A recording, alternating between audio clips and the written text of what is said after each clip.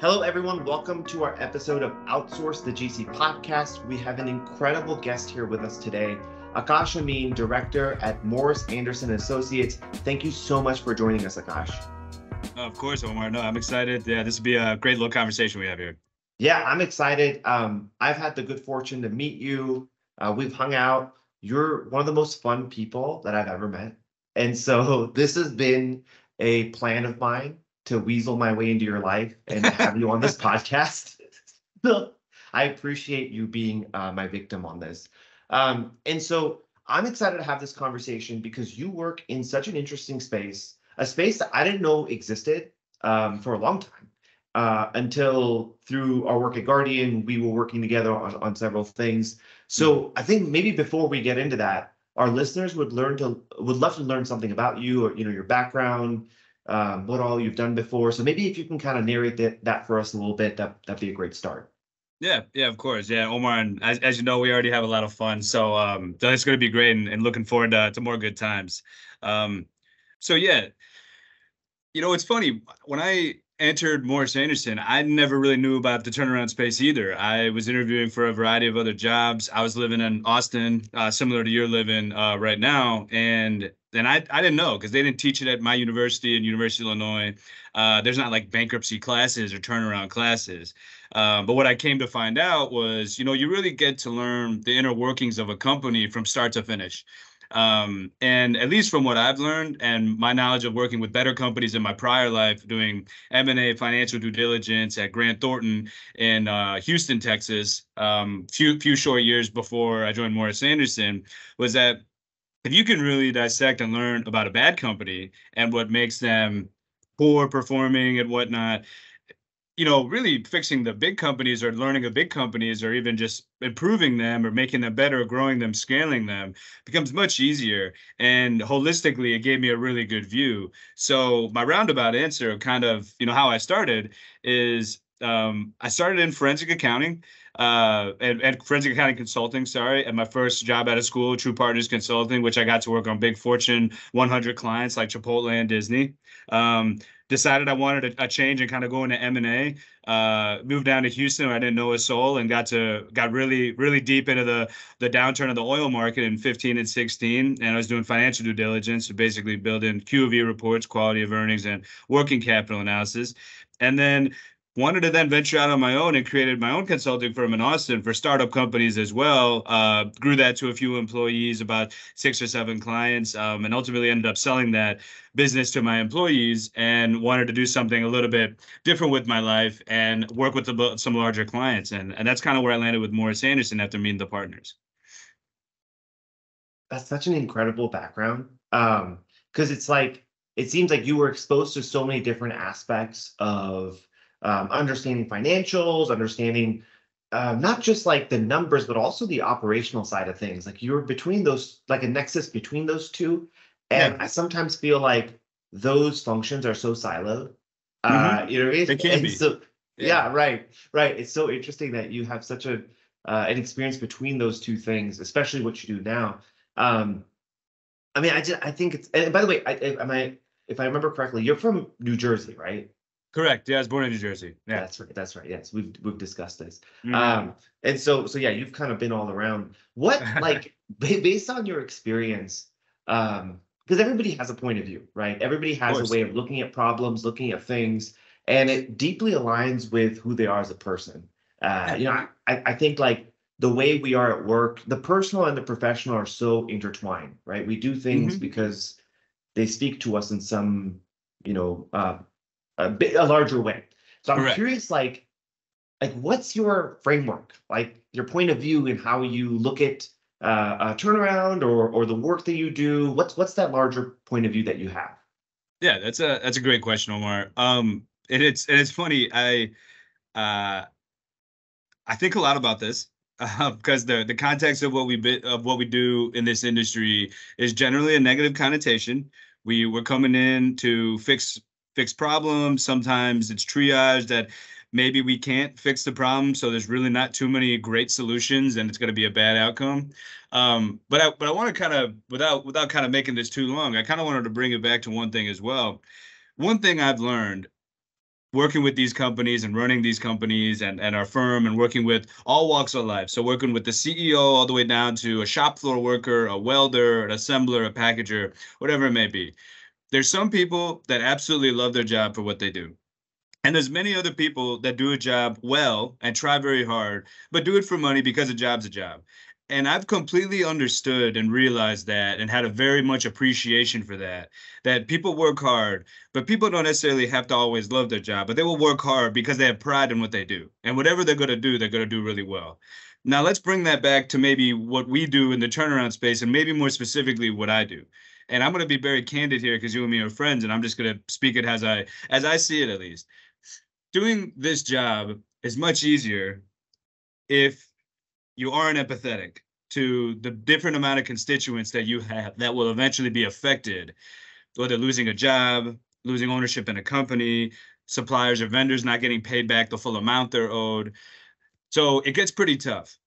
If you can kind of silo that and not really worry about that and kind of make the decisions right away, you could be a little more effective. You could be, or you may not bring it home with you. You may not care about it that much, that X amount of people lost their job. And when it wasn't really their fault, probably. It was probably someone else higher up, a decision maker, that was most likely their fault, or just a macroeconomic issue. So with me, what drives me in my framework is I like people. Now, people aren't always nice, but I do like people, and I do think people need to be treated with respect in all walks of life. That's kind of how I was raised, and that's kind of how I like living my life now. So my framework is it's really easy to fire people, cut costs, do all that stuff. It's very challenging and needs to be creative to save jobs, to figure out ways to pay back vendors as much as they can, to get the best return back to all constituents. That's, in my eyes, keeping jobs the best I can. I know it's not always a possibility, but it can be. And let's pay back our creditors the best we can too, which is our fiduciary job as turnaround consultants, to make sure the creditors get paid. Most likely secured creditors, which is the bank and the lender, but also the little guys, small businesses that this amount of money means a lot to them. That's kind of what drives me. And I think that kind of helps motivate me work through all the messiness and the negative connotation of this business and having good results, which I'm hoping to achieve pretty soon on this current project. That is an incredible answer, because I think, and again, this is a great kind of space of like turnaround, because I think for a lot of our listeners, there's something that, like, the word turnaround management, you're like, cool, so that he comes in and kind of turns around businesses. But there's so many nuances to that. Yeah. And it sounds like a really interesting mechanic of like, oh yeah, like it sounds pretty simple. Like you come around, you come with a plan, you execute, but it sounds like the consequences of that execution needs to have like an empathetic sort of disposition. It can. I would be lying to you if I said many people in my field say that it's a bittersweet curse, that it's what makes you try really hard and make sure you don't fail, but also it's an impossible thing. It's an imperfect world we're living in, right? So trying to fix an imperfect world, you're never going to make everyone happy. That's one thing I've learned. I think my father taught me at a pretty young age, and my bosses have also reiterated, is you're not going to make everyone happy. So you have to be okay with that. But doing what's right, doing what's legally you're supposed to do, and then having a good heart and, I think, purpose behind it, that's all you can do at the end of the day, right? That's all you and me can do as our professional and personal lives as well. Right. Yeah, it's so relationship based. It's all about people. The numbers are numbers, man, but it's all about people, Yeah, that's incredible. I did not think a discussion about turnaround management would be so people heavy discussion, but it kind of seems like pretty natural, I guess. I think that's the kind of why I stay in the industry, to be honest. If it was purely numbers, I don't know if it would be the right fit for me, truthfully. Right. What? Oh, well, okay. Since we are talking about numbers, I'm sure when people hear this podcast, and especially the work that you do, the experience that you have, the space that you're working in now, you hear KPIs. Everyone talks about it all the time. Of course.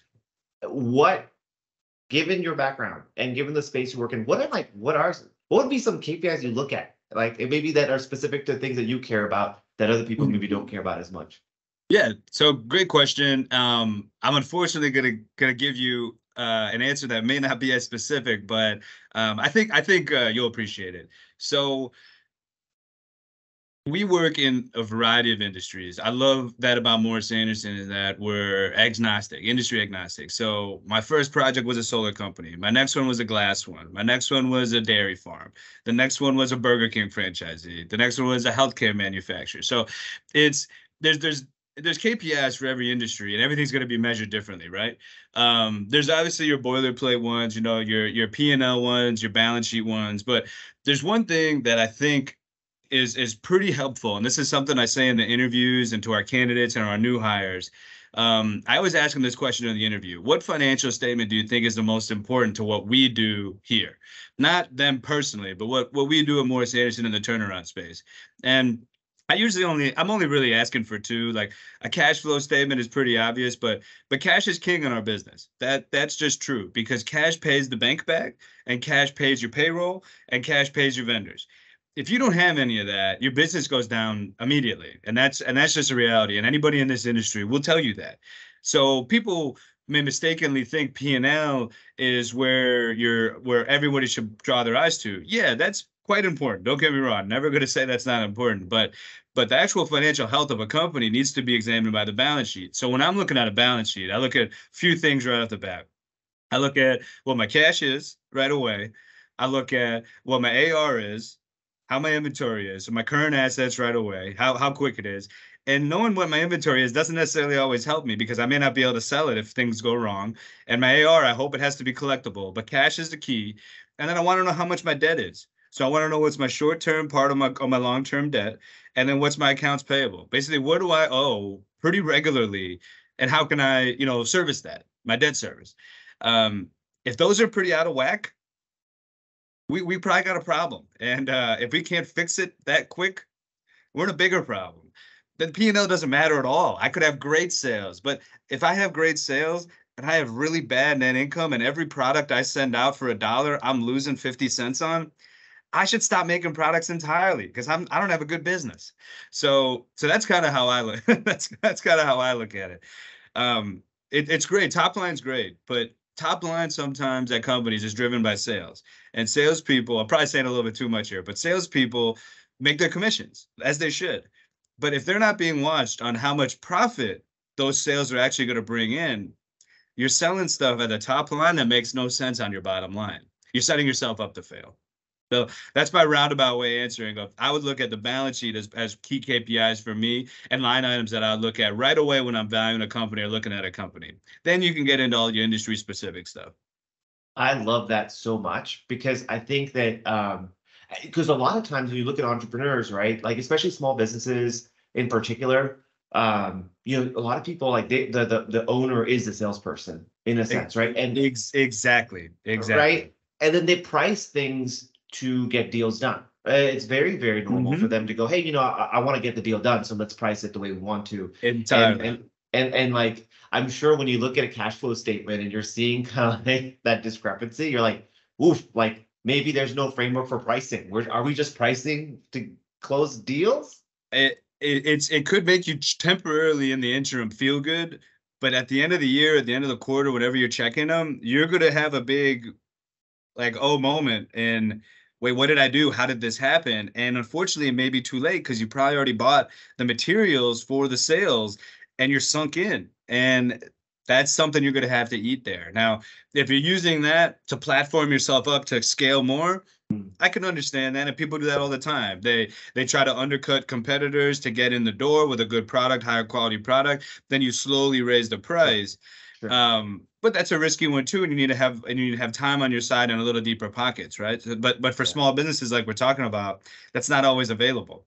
Yeah. I know. The idea always is for small businesses like land and expand, right? You hear that all the time, but I think oftentimes what happens is you land and you just keep trying to keep the land. Like it's just let's just like fortify the position. That's how often would you like look at like a cash flow statement? Like what does that look like? It kind of depends, I'm sure, right? Yeah. So great question. So when we come in, and I get these from a lot of candidates or friends or peers in the industry that are kind of curious. So the first thing we do when we go into a client and kind of parachute in is I develop a 13-week cash flow because we essentially need to know. Imagine if I use this word triage, and our bosses kind of use this because we are kind of going in there and kind of trying to stop the bleeding, so to speak, right? We have someone injured, we need to stop the bleeding, the injured party being the company, right? So we come in and we got to know where first, where are they bleeding from? Like, where is the cause for the injury and the cash loss, the cash burn? So we need to do a 13-week cash flow right away. So that's what I'm going to do. I'm going to create a 13-week cash flow. I'm going to get basically all their expenditures, and then what their anticipated sales and receipts are, and then I'll create a little formula and everything like that, and I'll lay it out for 13 weeks. Now, why do I use 13 weeks? Because it's a quarter. 52 divided by 4, 13 weeks. So it gives a good outlook on the next 3 months and how much am I bleeding over this next 3 months, and you can extrapolate it over a year. So after I see that, I really got to know then, all right, I tell my partner or my colleagues, hey, this is a bad one. They're going to lose cash at the X week, and there's not really any way I can stop it because payroll and these big expenses are coming up, and I can't go around them. Insurance and payroll and stuff I can't circumvent. So that's kind of how I do it. So we do that every time. We try to do that within the first 2-3 weeks. Because the bank will require that, our client will require that in the first 2-3 weeks, because they need to know also how severe they need to act. If we figure it out, can massage the numbers, can stretch some vendors, do our tinkering, we can make it last a little longer, but it's not solved then yet. So we're doing a 13-week cash flow every week. Once we get in there, we're doing it every week, because every company that's not even in distress should be tracking their cash every single week. If you're not tracking your cash, I don't really know what else you're doing to monitor the health of a company. Most companies are on Apple or Google, so you do need to track where your cash is going and what your reserves are, because anything can happen. You can lose a customer, lose a major vendor, So I track cash every week. COVID, exactly. You need to track your cash every week. You need to know. Yeah, I think that's the best answer I can tell you is I do it every week if I can, if I have the numbers. Yeah. I love it. That's awesome. And then just in terms of, I love that you went through all the diversity in terms of the industry that you worked in, right? The solar company, healthcare, Burger King franchise, incredible. What are some consistent themes that you found across these different industries that from a turnaround standpoint? That's a great question. And this kind of goes back to, this is a callback to what we were discussing at the beginning. I think it's senior management. And it's always senior management in any company we're at. It is how well they know the business, how entrenched they are, how tightly they're monitoring their cash, or their CFO is monitoring their cash. Are they amenable to listening as opposed to just telling? Something I've had to work on myself, but I think I've gotten much better at it. I'll give a couple examples here, and the restaurant examples, because our boss, Dan Dooley, is almost a restaurant guru in the Chicago space, and national as well.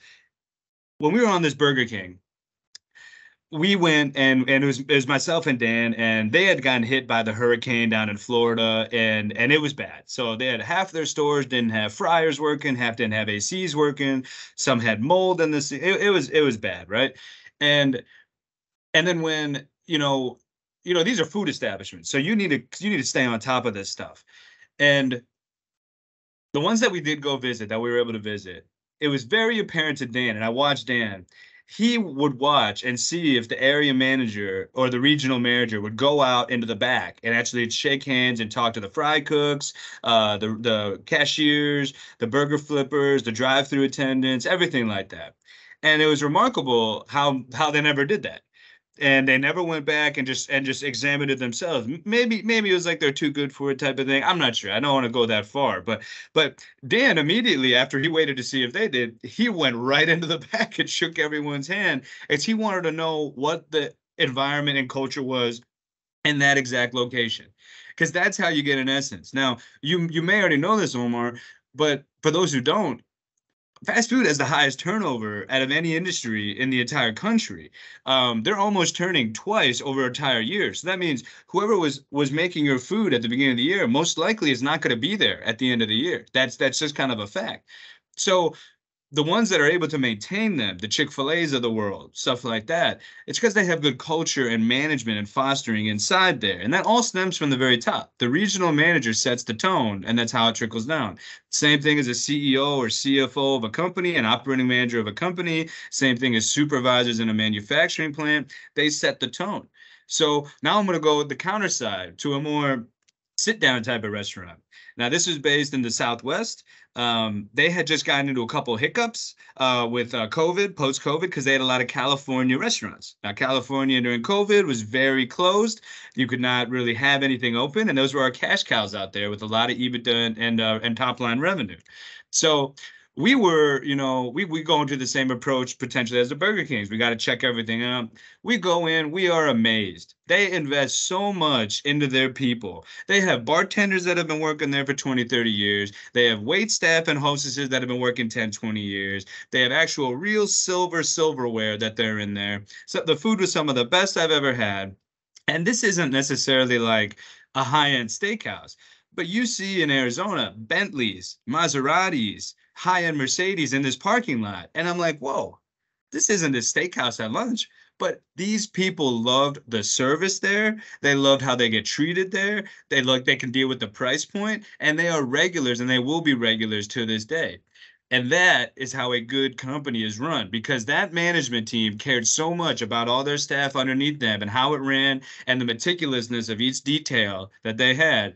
It immediately transfers down to everybody else. And now everybody else has pride in what they do.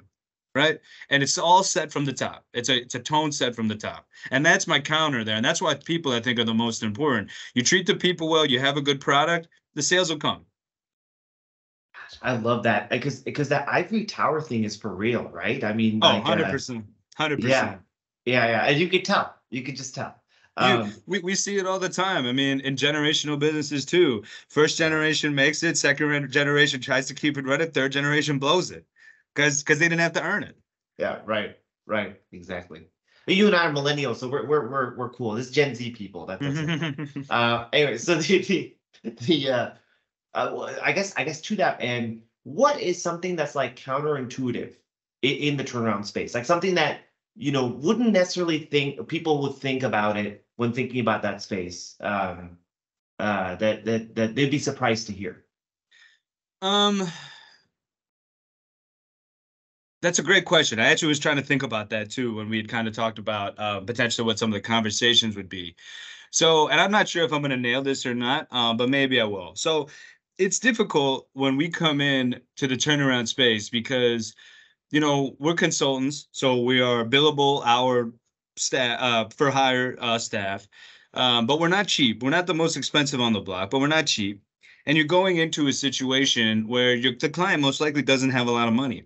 And also that they have hubris and they don't want someone else to come in and tell them what to do.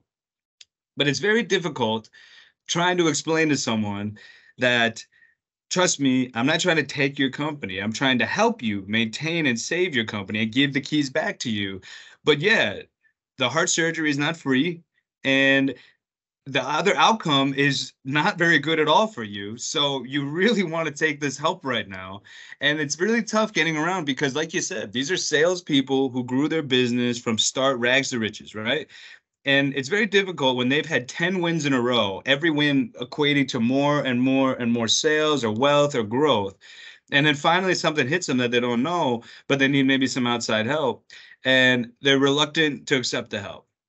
Now, what I do, I'll just be frank, is a thankless job. I've had to come to terms with that myself. I can help save jobs and save companies and do all that, but I'm not going to get a thank you on the way out the door all the time, and that's okay. But trying to get people out of their own way, similar to ourselves, I'm sure there's things that you do that either your wife or your friends or family will tell you, Omar, why are you doing that? That's not a good idea. And same with me. I get told that too, but we have our own hubris, right? We're human. And that's something that I think is a little tougher to get over the hump. And I think that's why building the repertoire with staff and building that trust, the relationship is so important to me when I get there. I want them to know I'm here to help. I'm not here to let anybody go. I'm not here to make anything worse than it already is. I'm trying to make it get better. But I got to know the details. Otherwise, I can't do any of that. And that's sometimes what helps you get in the door. A little better That- than button heads, because that Yeah. doesn't help anything. Yeah, I love that. That is a counterintuitive answer. The idea that, you're having to, um, helping people get out of their own way. I mean, I like that. That's so true, and it's so true for everybody on an everyday basis. We all need Yeah. it. I mean, Yeah. I'd be lying if I said we all don't need it, and I don't need it myself. Yeah, no, we do. Well, I have to ask you this because, like, this is the world that we live in now. This is the question, and especially, I wonder, like, what it looks like in your space. But like, everyone's talking about artificial intelligence, AI, Yeah, all yeah. that stuff. It's like the hottest thing. So I got to ask you the hottest question. But where does AI configure into the turnaround space? What does the future look like of turnaround? What do you think? All right, that's a great question. While I haven't dabbled as much into using that stuff in work or anything like that, because I'm a little reluctant to, I do know my peers have been using it a lot. Not in my space specifically, but industry adjacent spaces, capital market space, lending space, whatever it may be. So I don't think the relationship aspect of this job will ever go away. You'll still need to work with people. You'll still need to do all that.